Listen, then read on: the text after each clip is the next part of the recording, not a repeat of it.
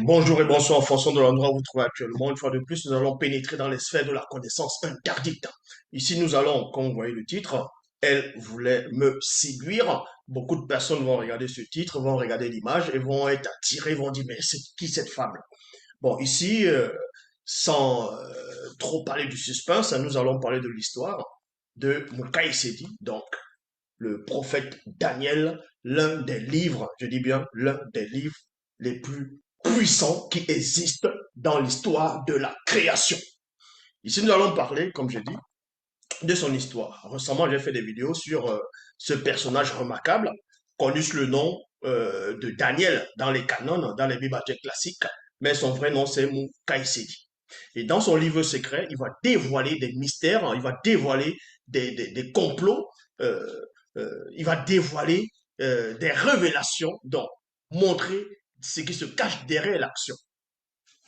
Et parmi les révélations qu'il va montrer, c'est-à-dire qu'il va exposer par écrit dans son rouleau, c'est-à-dire dans son histoire, dans le Kalatamuka Isedi, comme vous pouvez apercevoir, c'est un livre vraiment, un livre initiatique, un livre mystérieux, un livre terriblement puissant qui va vous transformer dans les trois plans, le plan spirituel, astral et visible, donc physique, si vous lisez, si vous pénétrez dans les rouleaux de ce livre. Mais néanmoins, euh, récemment, je vous ai démontré que le prophète Daniel, donc Mukai Sedi, est devenu roi à Djombela Mundi, à Babylone, qui veut dire la porte de l'esprit. Étant devenu roi, il y a eu des magiciens, des sorciers, des enchanteurs, des nécromanciens qui sont sortis mystiquement et spirituellement de leur corps pour pouvoir le manger mystiquement. Donc, avec l'aide de certains démons hybrides. Et quand ils sont arrivés, ils ont vu le prophète Mokaïsedi hors de son corps, avec un corps spirituel terrifiant, accompagné des initiés. Donc, il y a eu un combat terrifiant qui s'est déroulé et Mokaïsedi, accompagné des initiés, ont vaincu non seulement ces pratiquants des sciences occultes et aussi les démons qui les accompagnaient. Il les a désenvoûtés après, c'est-à-dire désenvoûter ces personnes-là, pas les démons, mais ces personnes. Et ensuite, il a prié sur eux. Il a intercédé pour le peuple, il a intercédé pour les non-initiés. Donc, il y a eu beaucoup de choses qui se sont déroulées. À un moment donné, à une époque, il y a pas Mukaïsidi, il y a Menengoudi, dans celui qu'on va appeler l'ange Gabriel ou bien l'archange Gabriel dans les Bibles classiques. Donc, Menengoudi va apparaître à Mukaïsidi à un moment donné dans son existence pour lui révéler des choses. Donc, après les mystères que Menengoudi va révéler à Mukaïsidi va vivre autre chose. Donc, il y aura un autre complot qui va s'installer, un autre complot qui va aller contre Mukai Sedi. Dans ce complot, ce sont ce qu'on va appeler les sirènes des eaux, dont les Minguma Madiba. Pour cela, on va aller dans Kalata Mukai Sedi, chapitre 1, versets 709 à 736. Il est dit ici, dans le verset 709, 3 jours après ces événements, virgule, dans quels événements? Pas les événements de la bataille, pas les événements du combat spirituel, mais les événements où Benengoudi lui avait apparu, Benengoudi lui a montré les choses spirituellement. Donc, 3 jours après ces événements, je me trouvais seul de nuit à l'étage supérieur du palais. Il y a point virgule ici. Donc, on va un peu vous expliquer comment ça se passait dans l'Afrique ancestrale. Moukaï Sedi raconte parce que là, il est devenu roi à Djombela Mundi à Babylone. Donc, étant roi, il vous explique ici qu'un moment, un jour, après ces événements, il se trouvait seul de nuit. De nuit, c'était durant la nuit. C'était durant la nuit. Donc, la nuit s'était manifestée dans le visible, c'est-à-dire par rapport à, dans le lieu où il se trouvait, dans ce territoire et aussi dans plusieurs parties du globe. Dans plusieurs, et non dans tout le globe entier. Donc, on vous apprend ici, je me trouvais seul de nuit à l'étage supérieur du palais. Pourquoi maintenant ici il dit qu'il se trouvait seul dans la nuit dans l'étage, c'est-à-dire l'étage supérieur du palais? Parce que dans l'Afrique ancestrale, ce que vous ne savez pas, les rois d'autrefois, c'est-à-dire les rois jadis, certains rois en tout cas, ne dormaient pas toute la nuit avec une femme. C'est-à-dire, quand il dit avec une femme, avec les propres femmes. que- qu'ils qu'ils aient des femmes, que le roi soit polygame ou bien monogame, le roi ne dormait pas toute la nuit avec une femme, c'est-à-dire avec que ce soit sa femme ou ses femmes. Le roi faisait ce qu'il avait à faire et ensuite maintenant il allait dormir tout seul sur son grand et immense lit dans sa chambre. Le roi devait dormir seul, c'était ça la coutume. Sans cela, où à un moment donné, vous voyez même dans l'histoire, même dans les Bibles classiques, vous voyez celui qu'on va appeler David, son vrai nom c'est Tondon. Tondon, un moment, David, un moment, il se lève, la nuit, il va à son balcon, il va voir une femme qui est en train de se baigner, parce qu'il se trouvait seul dans sa chambre à cette époque-là. Il se trouvait seul dans la chambre, donc il va ramener une autre femme, il va ramener une femme qui va avoir des rapports sexuels avec lui. C'était comme ça se produisait. Donc, c'est pour cela que Moukaï s'est dit ici, durant la nuit, il se trouvait seul de nuit à l'étage supérieur du palais. Je regardais par une des grandes fenêtres qui s'ouvrent en direction de l'immense étang où se trouvait toute espèce d'arbres fruitiers. Il y a point ici. Donc, pendant la nuit, il va sortir, il va se mettre sur l'étage supérieur du palais, le palais, parce que il était devenu roi. Donc, pendant qu'il est sur l'étage supérieur du palais, il va regarder par une des grandes fenêtres qui s'ouvre en direction, c'est-à-dire de l'immense étang où se trouve toute espèce d'arbres fruitiers. Donc, avec le mystère de la lune mystérieux et des étoiles, il va quand même apercevoir ces arbres-là. Il fait la distinction la distinction de certaines espèces de fruits. Donc, pendant qu'il est là, dans le verset 710, il est dit ici, pendant que j'étais en train de penser à mes visions, virgule, donc il était là, il méditait, il pensait, il pénétrait les visions qu'il avait eues précédemment, les visions qu'il avait eues durant ses combats spirituels, durant les apparitions des entités du grand ordre des choses. Donc, et récemment, c'est Benin Goudi qui l'avait apparu dans ce qu'on va appeler Gabriel. Donc, Benin Goudi l'avait apparu, lui a montré des choses dans la vision, lui a fait pénétrer les dimensions qui sont par-delà les cieux visibles, donc par-delà le voile. Donc, il est en train de méditer sur ça. Tandis que d'autres personnes dans le royaume étaient en train de dormir, d'autres étaient en train de festoyer. Mais lui, il était plongé dans la méditation. Il pensait à ses visions. Et dans la suite, on vous dit ici, une très belle femme, non initiée, virgule, femme, une femme de main, une femme de main. Donc, on va dire ici femme de main parce qu'avant on disait femme de main, mais maintenant d'autres sont venus changer, ils ont dit une servante. Donc, les servantes, après d'autres vont dire une bonne. Vous voyez, une femme à tout faire, ainsi de suite. Non. À l'époque, c'était une femme de main parce qu'on les considérait. Donc, pendant sa méditation, on vous dit ici qu'il y a une très belle femme de main, c'est-à-dire c'était une très belle femme noire, une très belle femme non initiée, une femme de main, ayant une beauté captivante entra, il y a virgule. Donc cette femme avait une beauté captivante. Donc vous pouvez vous captiver par sa beauté. Quand si vous voyez cette femme-là, vous êtes subjugué, vous êtes attiré, vous êtes comme envoûté. Est-ce que vous comprenez? Donc elle avait une beauté terrifiante, extrême. Et donc, elle va entrer. Pourquoi elle va entrer? Certainement se poser la question de savoir mais, si le roi est sur son palais et en même temps sur le balcon en train de méditer, forcément sa chambre elle doit être fermée. Les pièces du roi doivent être fermées. Forcément même à clé ou bien par les verrous, par toutes sortes de trucs. Mais on vous dit néanmoins que cette femme est entrée. Cette femme est entrée.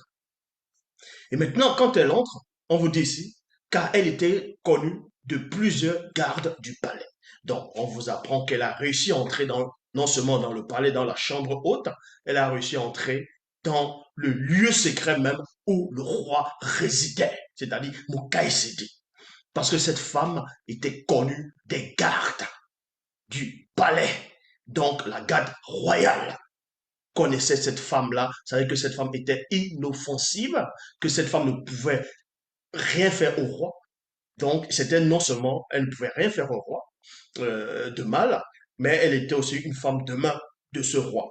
Donc, quand on voit la femme passer, on va lui ouvrir, on va la laisser aller voir le roi, même si c'est dans la nuit. C'est comme ça.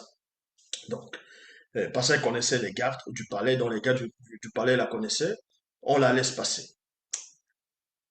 à cause d'une porte d'entrée récemment ouverte, elle tomba sous l'influence d'une puissante Jinguma Madiba, donc sirène des eaux. Il y a point. Donc comprenez ici que cette femme, à un moment donné, elle a ouvert une porte d'entrée. Elle est tombée sous l'influence d'une puissante Jingu La Madiba, donc une puissante sirène des eaux, a pris contrôle d'elle, de son mental, ainsi de suite. Mais elle n'est pas devenue une démoniaque. Donc, pendant qu'elle est sous l'influence de ces esprits, les gardes, eux, ne peuvent pas voir cela. Parce que les sirènes des eaux dissimulent. Elles sont expertes dans l'art de la séduction, dans l'art de la cachotterie, dans l'art du secret, de la dissimulation. Donc ces gardes-là, même si ces gardes étaient initiés, même si ces gardes étaient entraînés pour pouvoir détecter certaines espèces d'esprits ou bien d'anomalies, ce Djenguma Madiba, une puissante Djenguma Madiba a pris contrôle de cette femme-là. Donc, c'est une sirène des eaux de haut rang qui s'est encamparée de cette femme. Mais néanmoins, comme je l'ai dit, elle n'était pas démoniaque, donc elle va réussir à entrer. Les autres vont juste être éblouis par la beauté qu'elle a, par son regard transperçant, par sa morphologie, son physique. Ils vont être subjugués. Ils vont la laisser passer. Elle était une très belle femme, elle était bien habillée, elle était bien parfumée. Bref. Et ensuite, on vous dit ici, elle était couverte d'une magnifique voile de lin sur la tête. Donc, vous voyez, une magnifique, elle était couverte plutôt d'un magnifique voile de lin sur la tête.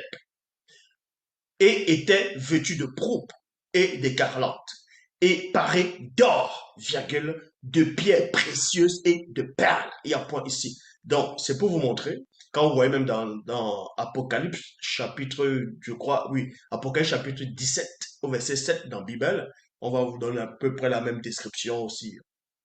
Mais bon, c'est pour vous montrer que ceux, que ce soit les hommes de main ou les femmes de main, qui travaillaient pour un roi, ces personnes aussi étaient dans l'abondance, étaient dans une sorte de richesse. Ils avaient des habits somptueux, ils avaient des bagues, des bijoux, des bracelets en or, de fois de plusieurs espèces euh, de pierres précieuses. Donc, en cela, ceux qui travaillent pour le roi ne vont pas être tentés pour aller voler le trésor du roi, pour aller voler des choses qui appartiennent au roi ou bien au palais. Donc, on les mettait bien. Et on vous dit ici, elle était vêtue de pourpre et d'écarlate et parée d'or, virgule, de pierres précieuses et de perles. Ses cils étaient maquillés, virgule. Donc, vous voyez, on vous dit d'abord que cette femme était une très belle femme et sa beauté était captivante. Non seulement c'était captivante naturellement, et là, elle va encore se parer elle va se maquiller. Vous voyez, elle va bien se maquiller avec les bijoux, de l'or, donc une bonne odeur et des beaux habits somptueux, un bon foulard. Donc, quand vous voyez cette femme, vous êtes complètement ébloui. Donc, cette femme ici, ses cils étaient maquillés, elle se farda les paupières avec un fard noir, virgule, et mit un brillant à lèvres. Donc, quand on parle de brillant à lèvres, de rouge à lèvres, ainsi de suite, ce n'est pas maintenant que ça vient d'arriver.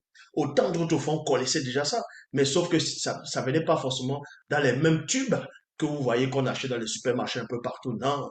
Donc, c'est en cela où Mon, qui est un puissant roi initié, avait dit aussi dans ses écrits, il n'y a rien de nouveau, ce qui a été, c'est ce qui est. Mais sauf que ce qui existe maintenant a existé auparavant sur un autre nom, sur d'autres aspects. Et on vous dit ici que ses cils étaient maquillés, elle se farda les paupières avec un fard noir et mit du brillant à lèvres et à point. Cette femme était parfumée d'un parfum de très bonne odeur. De très bonne odeur.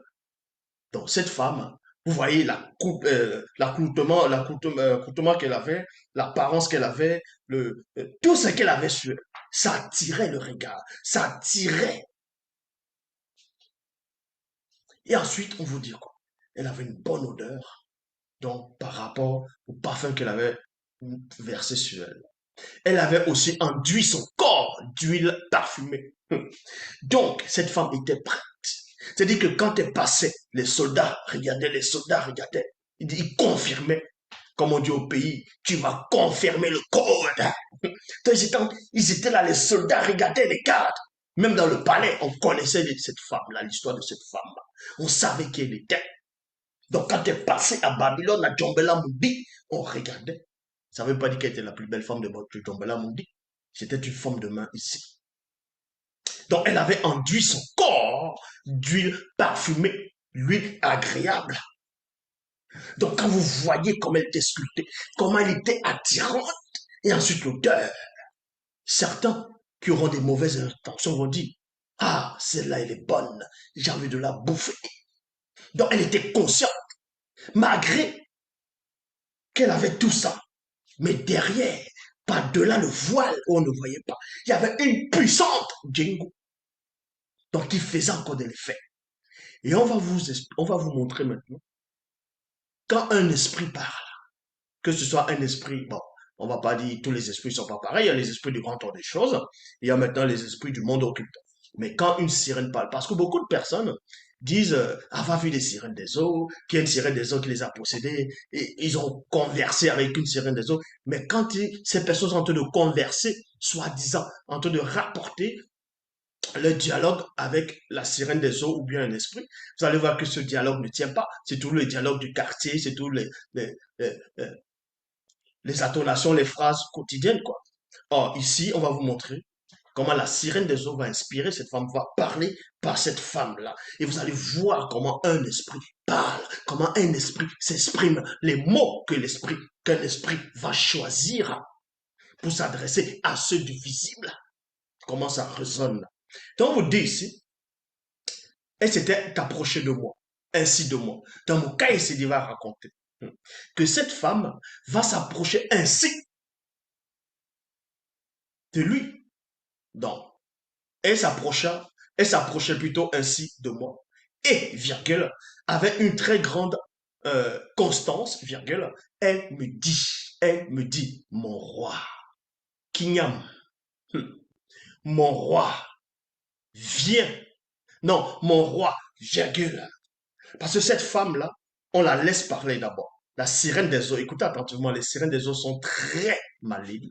Donc cette sirène des eaux, c'est pas en chef, mais de, de, de, de, de haut rang, va laisser cette femme d'abord s'exprimer. Donc cette femme va dire ici, mon roi.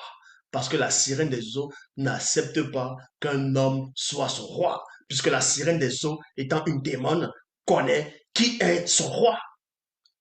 Mais c'est cette femme ici qui va dire, mon roi, virgule, je viens en cette nuit au devant de toi. Maintenant, la sirène des eaux prend le relais. Parce que dans le dialogue, il y a le dialogue où cette femme va s'exprimer. Parce qu'elle aussi, elle est attirée aussi par le roi. Et maintenant, dans les mêmes phrases, dans une autre dimension, en quelques vibrations, dans l'autre côté, de l'autre côté, on voit que la sirène des eaux maintenant va s'exprimer et vous allez voir les mots qu'elle va utiliser. Dans la sirène, là, cette femme parle ici et dit, écoutez attentivement, mon roi, virgule, maintenant la sirène va prendre le relais, je viens en cette nuit au devant de toi, au devant de toi, comme étant un fruit savoureux à la dégustation. Point virgule. Vous voyez comment cette femme-là, en tout cas, mon cas ici de voir comment cette femme est en train de s'exprimer ici. Donc, je répète ici. Je viens en cette nuit au devant de toi comme étant un fruit savoureux à la dégustation. Parce qu'elle était comme un fruit dans, dans un sens symbolique. Elle était comme un fruit qu'il fallait déguster, qu'il fallait manger. Un fruit de goût.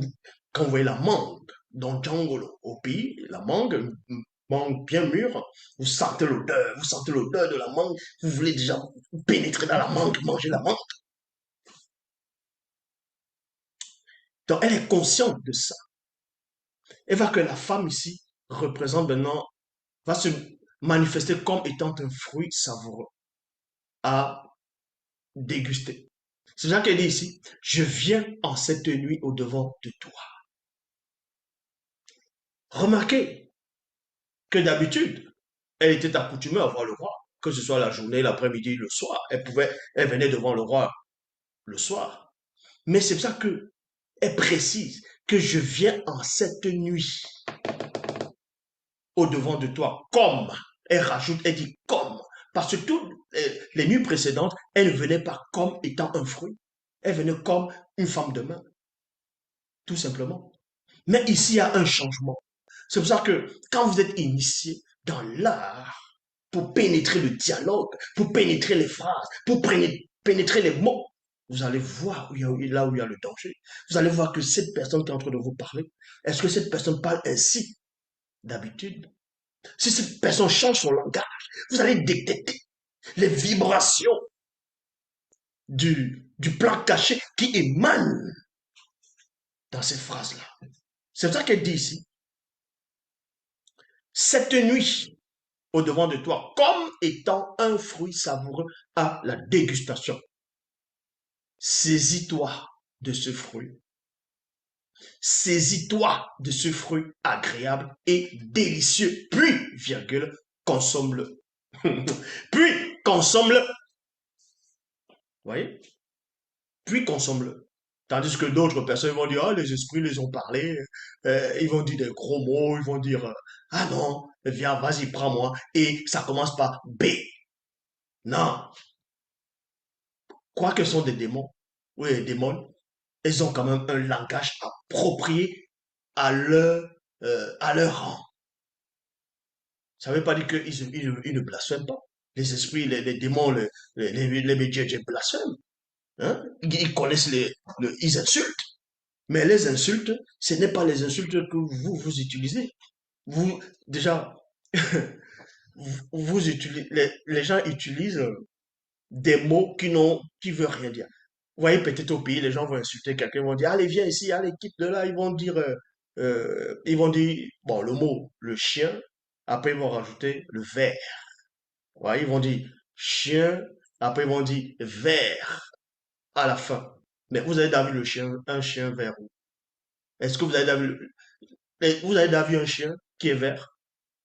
À part dans les dessins animés, à part dans on va dire, le masque, le film de Jim Carrey, ou bien son chien là qui est comme la saucisse là, ou bien a mis le masque, on voit la tête verte comme ça du chien. Donc vous voyez que même dans le plan visible, les gens vont insulter, mais leur insulte est quand même, c'est de l'antiphrase. Donc quand les sirènes des eaux vont s'exprimer ou on va insulter, elles sauront comment les phrases qu'elles vont utiliser. Donc elle dit ici, saisis-toi de ce fruit agréable et délicieux, puis, virgule, consomme-le. Il y a point. Délecte-toi de son parfum. Il y a virgule, je m'arrête dans la virgule. Donc, cette femme, quand elle s'exprime, le fait qu'elle est en train de dire, donc elle est en train de présenter elle se présente en tant que fruit. Donc, c'est comme si c'est un marchand. Vous allez dans un marché, vous voulez, ou un supermarché, vous voulez acheter quelque chose. Vous êtes en train de discuter, le marchand maintenant, il va vous dire non, l'argent que tu es en train de donner, ce n'est pas ça. Donne parce que ce produit est bon. Vous voyez, regardez, c'est-à-dire, il vous vend l'article, il vous vend le produit, il vous attire, il vous fait pénétrer pour que vous puissiez bien voir. C'est pour ça que cette femme ici, pendant qu'elle est en train de parler, donc pendant que cette sirène des eaux dans cette femme s'exprime, elle est en train d'attirer Mukaïsete, elle est en train de le séduire, elle veut l'envoûter pour qu'il soit conscient, pour qu'il pénètre, pour qu'il sente l'odeur de la femme, l'odeur de l'huile parfumée, l'odeur du parfum, l'éclat de sa peau, pour qu'il ressente chaque partie du corps de cette femme par rapport à la tentation, à la séduction. Cette sirène, elle est ainsi. Donc, elle sait comment cibler. Elle frappe. C'est pour ça qu'on dit ici, délecte-toi, délecte-toi de son parfum, virgule, embrasse-moi, virgule, embrasse-moi donc, car le fruit que voici vaut mieux que le vin. Point. Le fruit que voici vaut mieux que le vin. On sait que les rois aimaient beaucoup du vin. Bon, les rois, on les voyait souvent avec du vin, ainsi de suite. Bon, maintenant, les rigolos pourront dire, oui, mais Daniel, dans les bibliothèques classiques, a dit qu'il va pas boire du vin, il va pas manger la nourriture du roi. Mais ça, c'était à une période, il était jeune, c'était à une période précise.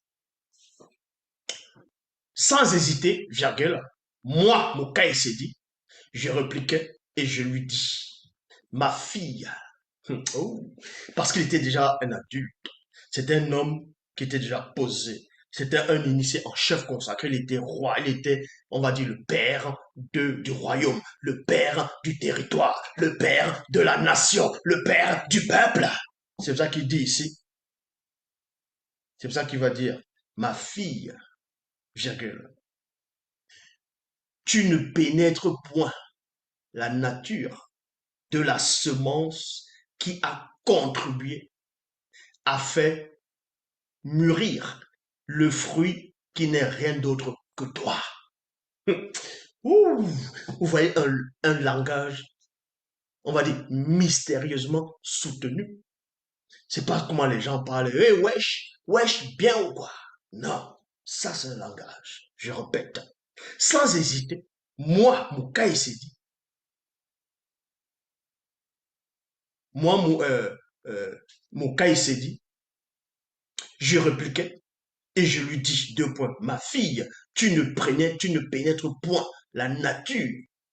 La nature ici maintenant, c'est quoi?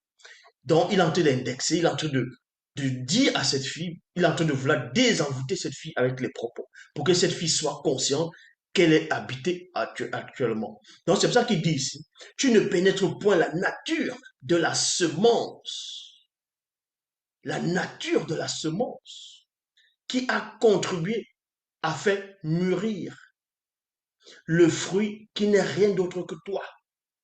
Et d'ailleurs, pourquoi commettrais-je un aussi, pourquoi consommerais-je un autre fruit qui n'est, qui ne m'a point été donné par le verbe de l'Oba, point d'interrogation. Il dit ici un autre fruit. Mais quand on dit un autre fruit, ça dit qu'il avait déjà un fruit. Il avait déjà un fruit. C'est pour ça qu'il dit ici un autre fruit. Et comment pourrais-je commettre un aussi grand mal et pécher contre la loi, quand bien même je serais roi? Quand bien même je serais roi. Pourquoi il dit ici quand bien même je serais roi? Parce qu'il avait entendu, il avait lu les récits de certains rois qui ont abusé de leur position. Ils ont, en violant la loi, comme les tendons, on va dire comme ça. Il était roi, mais il allait prendre la femme d'une autre personne. Donc, il y a beaucoup de rois qui ont agi ainsi. C'est pour ça qu'il dit ici, quand bien même je serais roi, point d'interrogation. Mais le Djenguma Madiba remia, remia à l'intérieur, remia à l'intérieur de la femme, virgule. Donc, le Djengu, maintenant, va remuer. Parce que cette femme-là, quand elle a entendu les propos de Moukaï Sedi, bah, elle était déstabilisée. Elle ne savait plus quoi dire. Donc, c'est là où maintenant, le Djengu, maintenant, qui est aussi un esprit, quoique un mauvais esprit, va remuer, mais va se remuer à l'intérieur et va poursuivre la conversation.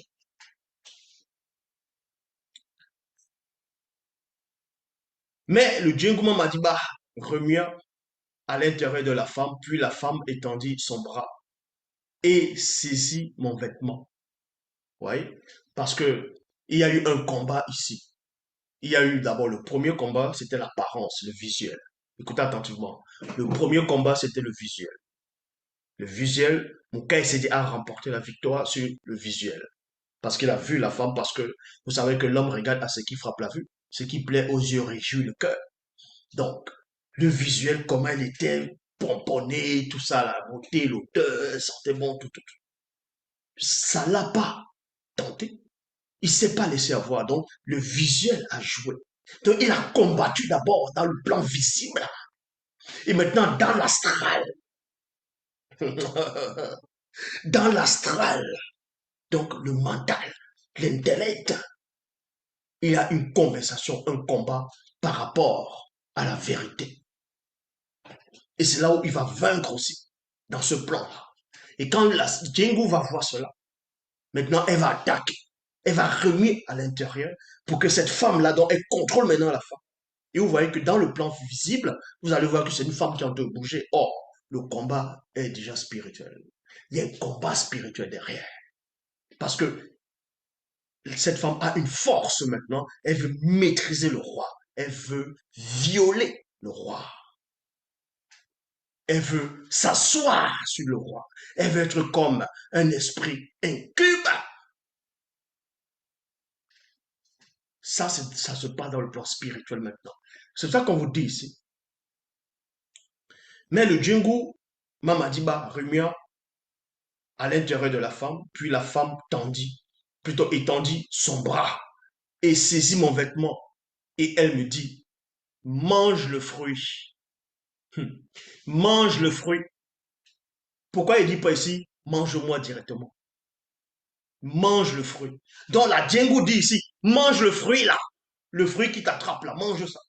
Et cette femme maintenant aussi, vu qu'elle est encore sur influence, la Djingu va aussi la remuer. Donc, couche avec moi. Ça, maintenant, c'est dans le mental. C'est ce combat spirituel. Au même instant, virgule, apparut une formidable entité nocturne. Vous voyez? Point, virgule. Les entités nocturnes, quand vous voyez peut-être même dans Bible, vous allez voir que ces entités sont là pour protéger le peuple qui marche selon le verbe. Protéger le peuple contre, d'abord, on va dire, la sorcellerie, et aussi contre les maris et les femmes de nuit, donc les incubes et les succubes. Et c'est là où cette entité du grand ordre des choses, donc une entité nocturne, va se manifester.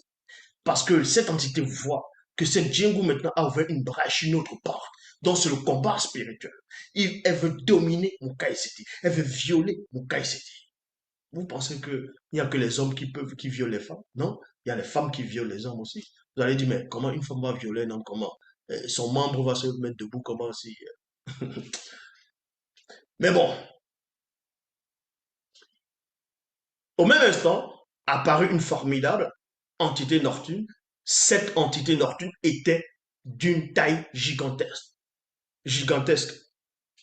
et dotée de pouvoirs terrifiants. Et à point. Tout son corps, depuis la plante de son pied jusqu'au sommet de sa tête, était incandescent et avait une ressemblance identique à celui de l'homme noir. La force et le pouvoir spirituel qui émanait de cette entité nocturne dépensait tout entendement dans le visible. Donc, la formidable concentration d'énergie, une puissance. Même les Bamololoma Bongolane, certains ont vu cela. Satan a vu la scène, mais il ne pouvait pas venir parce que cette entité nocturne a apparu. On vous dit la force et le pouvoir spirituel avec un S majuscule spirituel et pouvoir avec un P majuscule et force avec un F majuscule. Donc la force et le pouvoir spirituel qui émanait de cette entité nocturne dépassait tout entendement dans le visible. Elle était majestueuse et brillait comme l'éclair. Elle était majestueuse. Kanatamuka dit, le livre secret de Daniel est un guide initiatique. Cette entité nocturne était armée d'une épée incandescente. Ses yeux luisaient comme des torches de feu ardent. Point. La chaleur et l'énergie qui émanaient de cette formidable entité nocturne ne pouvaient guère échapper au Djingu Mamadiba. Mais le Djingu Mamadiba ne vit point l'entité nocturne, mais ressentit néanmoins sa formidable présence, avec un P majuscule. C'est-à-dire que là, cette Djingu-là n'est pas digne de voir la pureté, de voir la sainteté à l'état pur, mais elle a néanmoins ressentir sa formidable présence. Alors, virgule, le Djingu Mamadiba fut saisi d'une très grande frayeur. Et l'entité nocturne fit jaillir de ses yeux lumineux une puissante rafale d'énergie incandescente sous forme d'onde de choc qui foudroya le Djingu Mamadiba, virgule, et tombait tout d'un coup. Bah! Elle est sortie du corps de cette dame-là. Bah! Elle tombe dans le sens spirituel. Au même instant, le Djingouma Madiba a pris la fuite, couvert de troubles et de terreur. Au même instant. Et à cet instant précis, cette femme non initiée fut libérée de l'influence occulte du Djengou Mamadiba. Le bruit de la chute du Djengou Mamadiba plongea tous les Mingou Mamadiba des environs dans l'effroi total. Cette femme fut au même instant purifiée. L'histoire de cette femme fut connue de tout le peuple. Et cela poussa une très grande multitude de femmes non initiées à se soumettre au verbe de Loba. À se soumettre au verbe de Loba. Et en tant que roi, virgule, je fis disparaître des hauts lieux. Je brisai les statues et abattis les idoles des Mengu Mamadiba. Point virgule. Vous voyez ce qui s'est passé cette nuit-là. Si c'était d'autres personnes, vont dire, ouh, ils vont fermer la porte, viens, viens, viens, je veux la manger. Ils vont dire, ah non, je suis le roi. Et voilà la nourriture qui est arrivée. Ils vont dire, non, le verbe va comprendre. Non, le verbe me connaît. Le verbe, c'est que je veux quand même. Le verbe va comprendre, je vais me repentir. Non, lui, c'est un roi initié qui était propre. Voilà, quand vous êtes soumis au verbe de l'Oba, vous êtes protégé. C'est ça, la puissance. Vous voyez la taille que le livre a, mais terrifiant, puissant. Un livre initiatique. Donc, vous allez dans les éditions joulassan.com, le livre secret de Mokaïseri. Donc, le livre secret de Daniel vous attend. L'Oba, c'est encore glorifié. Il n'y a qu'un seul enseignant. Que cela vous plaise ou pas, c'est ainsi.